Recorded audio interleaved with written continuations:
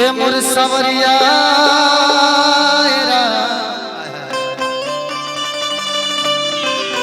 माँ लक्ष्मी साउंड जोड़ा नहीं के भैया सही बात सावरिया रे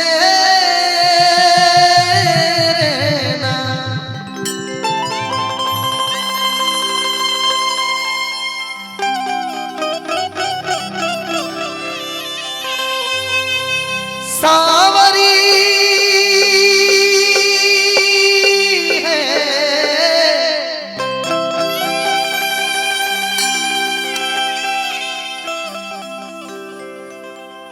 हिंदू सनातन धर्म में जन्म लेने जा तबे से बचपने से माता पिता गुरु समाज ये सिखावल पहला भजन पहला पूजन गणेश जी के होके गाना बजाना रात में हुई लेकिन बाबा के सुमिर ली और जो चीज के आयोजन बैठे ओकर दुगो गीत हुई कहा बाबू वक्रतुंड महाकाय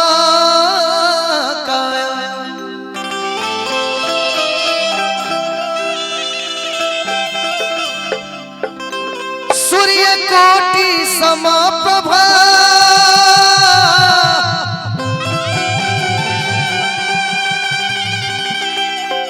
निर्विघ्नं कुरु मे देव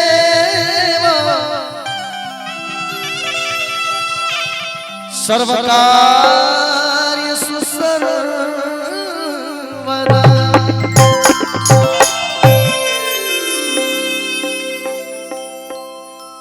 छठ माई के आगमन बा आज से 2-3 दिन बाद है ना शुरुए से एगो लय हमने के गावत चल नहीं जा सभे गावेला उ लय के वो हमार कोनो स्पेशल लय ना वो पहर समाज के गौनिहार जे भी गावत ओकर हक बा बड़ा सुंदर गीत माई बहन यही छठिया में गुनगुना ली कि छोटी रे मोटी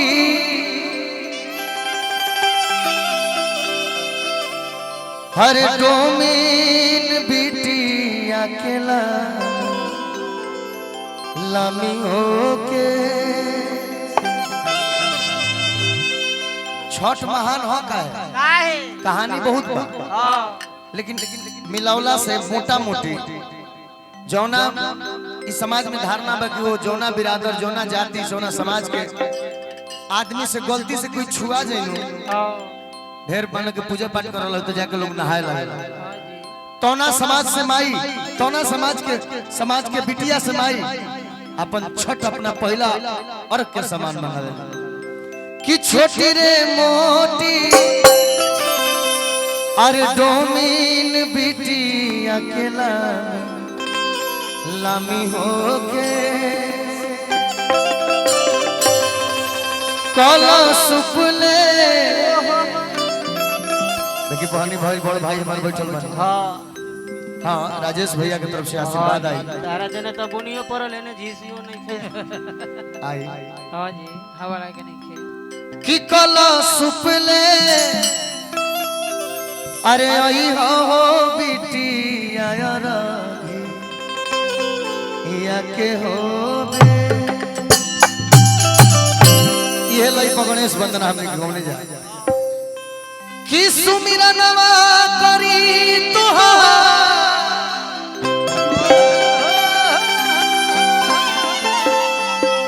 सुमिरा नवा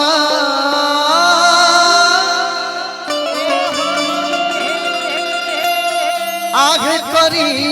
तुहार ए तो गौरी के लाला नवाए बाबा सुमिरा नवा करी तोहार जोड़ बा बनाला लो जी के तोर जोड़ने के भाई क्या समझ भाई हाथ गिरल के भिथार हो बंटी भैया कि गौरी केला नवाए बाबा चल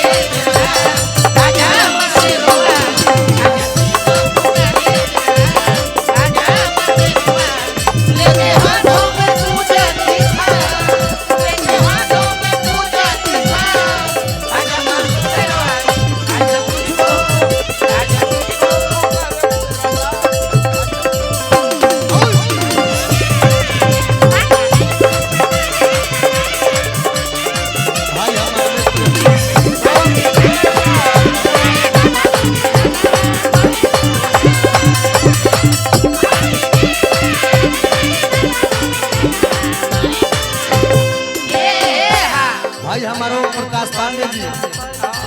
के तरफ से आशीर्वाद स्नेह प्रेम दुलार हम का कमैले बनी है उनको कमैले बनी और वो कलाकार का कमाल ये आशीर्वाद कि पैसा नहीं कर मनोबल बड़ा होता है। हां जी पैसा ना है रुपया। हां जी आशीर्वाद बहुत बहुत हमरा ओम बबुआ की तरफ से भाई की तरफ से पुरस्कार कोटि कोटि प्रणाम रहे भाई का।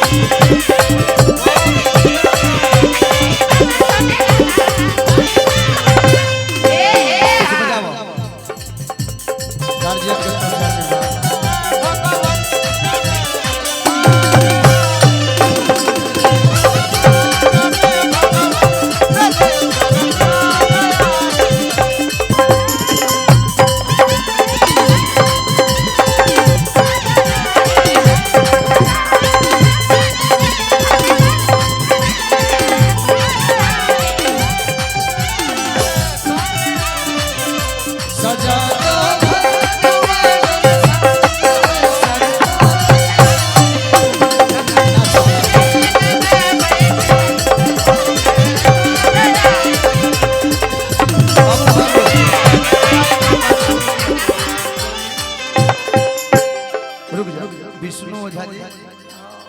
पैक्स अध्यक्ष जी की तरफ से आशीर्वाद रहुआ सरपंच जी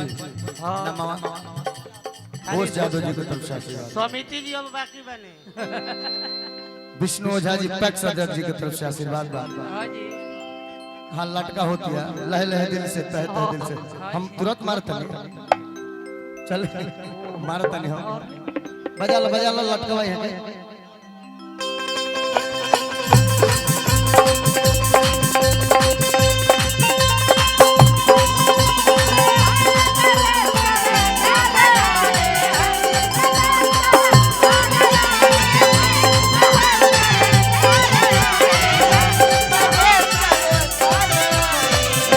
सजा दो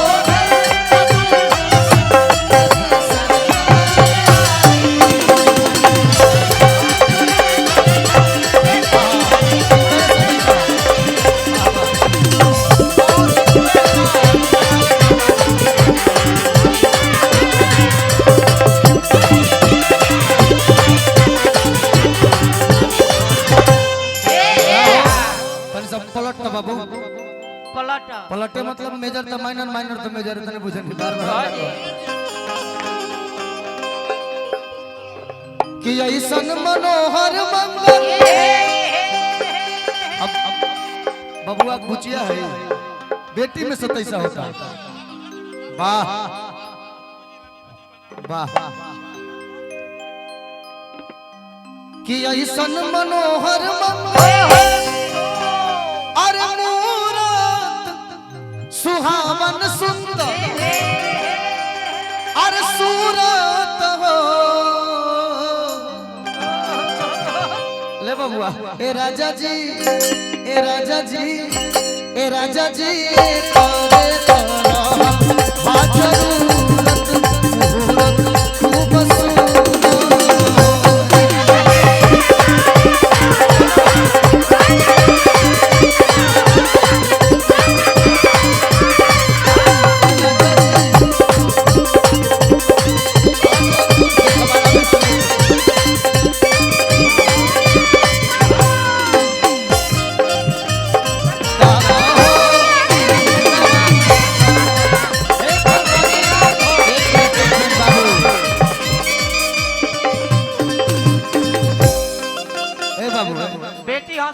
बच्चन के साउंड से दूर रखल जाला या गोली कर आशीर्वाद इस साउंड से बहुत दिक्कत भाई। हां बबुआ के माइक बोलो ऐसन हां हमारा बुझता बबुआ आरे जिए में होई है ना ना ना इतना आरे जिए में होई है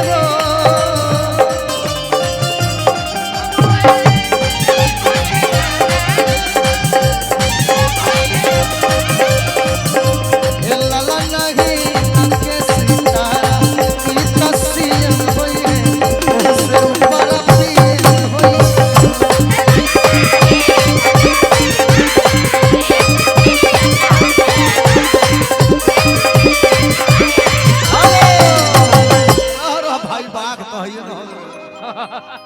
का बाबा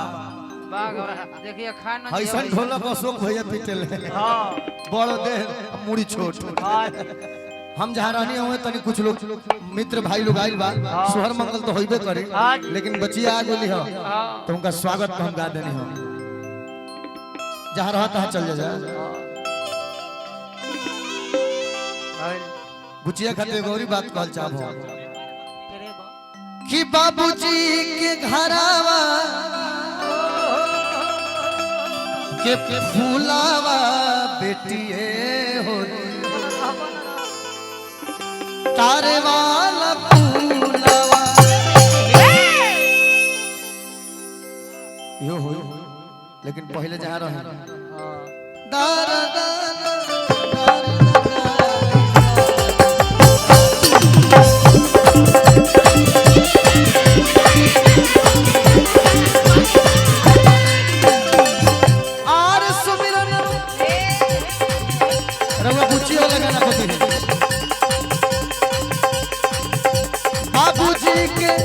बाबूजी के बगिया के फूलवा बेटिए हो तारे वाला फूलवा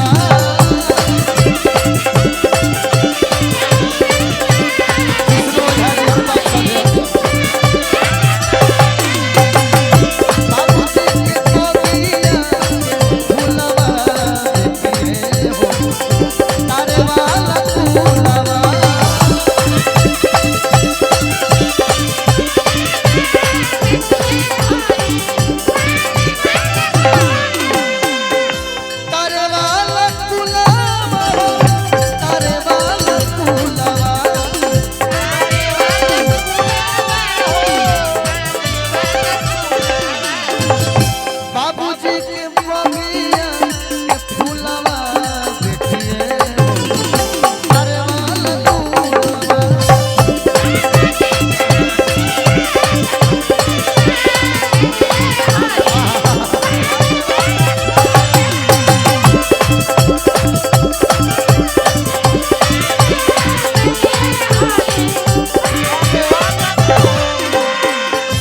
पैक सर्जन जी की तरफ से पुरस्कार बा और तने वो कुछ कला पेश करे बा हमरा 2 मिनट में दिखा दे राजन ए बाबा कितना सुंदर समाज हां बेटी के 27 में आज इतना भव्य प्रोग्राम खर्चा भइल बा हां जी आजकल के सिस्टम बड़ा गलत हो गजब समाज में गजने हां कोई भी शुभ काम होता तो चाचा जान ली कि जबले मंच पर नचनिया लो नहीं खेब तो लोग ये कहता कि मारो खत्म बा एकर गौनई गावे होत रहे एकर प्रोग्राम जमता कतरो निमन गौनिहार आज के सिस्टम हो गई विष्णु बाबू लेकिन आज से 40 वर्ष पहले इस सिस्टम ना रहे काहे नचनियन के कामे ना रहे काहे आज से 40 बरस पहले नचनियन के जन्म कर्म ना भई रहे जन्म कर्म भई रहे मलिका हां 27 में तब होया कोई भी शुभ काम होके जानता नहीं के आवे के चाहे केहू के घर में 27 होके हां गृह प्रवेश होके हां कोई भी शुभ काम होके चाहे कोई आज तो जग के पूर्णाहुतियों में जीयर स्वामी जी महाराज के छोक कोनो जग के पूर्णाहुति में भी कार्यक्रम होता तो डांस प्रोग्राम जरूर होती है का कहे बड़ा मना भाई आ काहे 2 गो 4 गो भजन गौला तो माइयो महीना चल उठ के चल चले सके हट जमत न खाई से ए बाबा समरेश भाई लेकिन के आवे कोई भी शुभ काम हो हां के आवे टेंट पंडाल वाला हां जी टेंट पंडाल वाला लोग आवे लेकिन ओकरो से पहले कोई आवे के आवे बाबा ओकरो से पहले हलवाई बुनिया पूरी बनाए वाला हां जी अब हम बताओ तनी मलकार के आवे लइका बुझे से बात के देखो जिला ह बगल में नाम ना धरो काहे YouTube पर गाड़ी देने लगता पैसा ले लेबे कोई भी शुभ काम होके तो पहले लौंडा समाज के लोग जय जय चाचा जी की तरफ से आशीर्वाद मिलल धन्यवाद बाबू के आवे इशारा में समझ लो अच्छा अच्छा बिहारी ओझा चाचा जी की तरफ से अब हम का कहे, हम तो रउए के चाचा कहेला। हाँ जी हमर यहाँ के परदादा लागू का है जय जय भाई देखी मोटाइल बाबे के ना बताई तो मोटाइल था हे भगवान रात बच्चे हमारे के बाद हाँ हे बा के आवे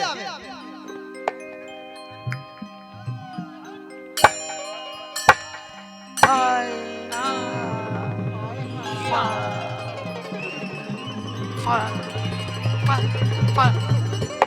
लौंडा आवस हाँ औने के आवे में मलिकार भाव होके कैसे वो सही ना आवस कैसे तिरछी आवस कैसे बा कैसे हो वाह भैया वाह रुक जा भैया रुक जा तनी और भाव बना के भैया जी तनी घूमी होने में वाह गजब लगी हो आए अब मान ला कि बधाई गल खातिर ना पहुंच पहिले सो हाँ तो 2 मिनट खातिर हम बन जातन हाँ जी पैसा ले जय जय जय जय मलिकार जय जय जय वाह वाह वाह वाह छीट देना के आज रोजे हो जाए हो हाँ जी ए बाबा जब लौंडा लोग आवे हाँ तो उन्हीं के आवे में भाव होके कला देखे हाँ वो लोग भजन कीर्तन गावे कैसे बधाई गावे हाँ उनकी साड़ी जो होके तो उनको वो एड़ी तक ना हो कहाँ तक रहे साड़ी हमेशा एक ठेहुना पर टंगाई रहे ठेहुना तो ना रहे ब्यास पहले कंपनी वैसे निकालते रहे आधा कट्टी कट वो घड़ी तो तार जन्म करम ना भइल हमार जन्म करम ना भरे तो जाम रहस 1942 के गांधी जी जोरे घूमल बनी आजादी खातिर काहे के जमले ए बाबू जब वो लोग आवे जैसे लोग चले वैसे ठेका बाज रे बाबू कैसे बाजे चले लोग पहले लौंडा के नाक में बजाओ तल देखे कितना निमन बजे पंडित भैया बजावे लोग हाँ केने गोरे चल चल बेस के साथे लो तू लो पैसा ले लो चले लो हाँ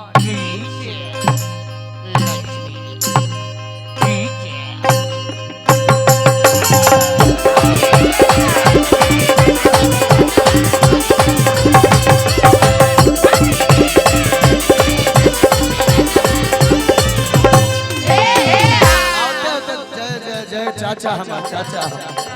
खुश रह देखले बाबू लौंडा नाच को पुरानिए कमर के पैसा दी नया लोग तो पता नहीं के लौंडा रहले हस बाबू हमार आमते आते को बात कहस कि जिन शुक्रगुजार ने हमें इस कवल पट्टी की धरती पे बुलवाया है हाँ जी हमारे धीरज ओझा जी को हाँ जी लह लह दिल से कोई रामा तह तह दिल से हाँ जी आ कुछ तो पियो सच है ना हाँ लह लह दिल से हाँ जी तह तह दिल से हाँ कोमल कोमल दिल से हाँ शुक्रिया अदा करते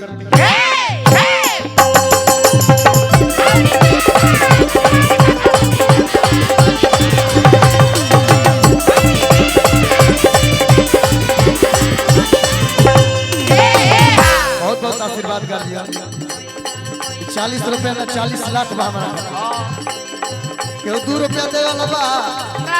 और बाजार में घट जाओ तो प्यार में हर मर्द इहनु कमाई बात ए बाबू हाँ और ये गीत कैसे गाओ गीत गीत गीत कि माता जा की पार्वती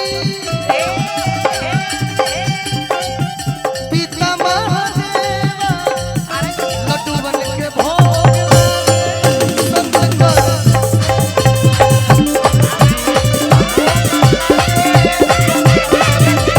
ढेर मेहनत करे बाबू ठेका चलत रहा ऐसे के करेला ऐसे के गाएला अपन साहब ऐसे गावेला आरा बलिया बकसर ठीक होना तरी सर होता ना तो छपरा जिला है तो गौनिहार लोग छपरा हेला हेला अरे वाह बोल रहा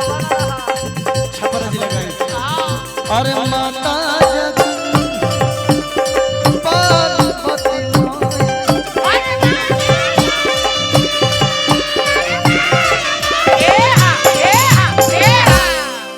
अरे माता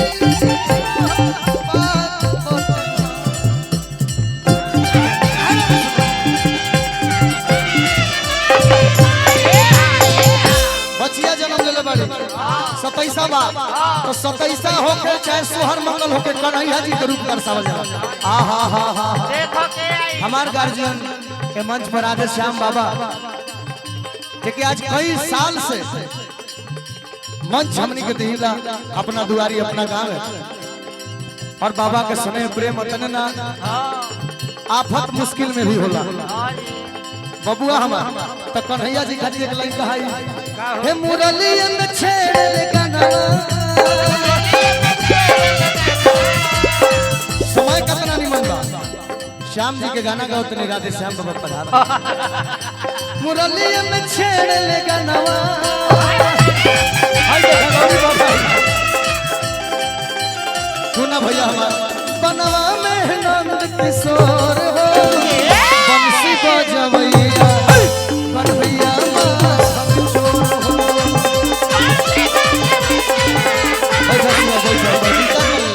हेलो हेलो काबे मार देली हो का ई कैसे हो गई कौन ठीक बम अति घरे मेहरारू 12 तारीख से आओ काबे आओ पर नीचे बैठो बैठ जाओ बहुत सुंदर खुश रह बंसी बजवैया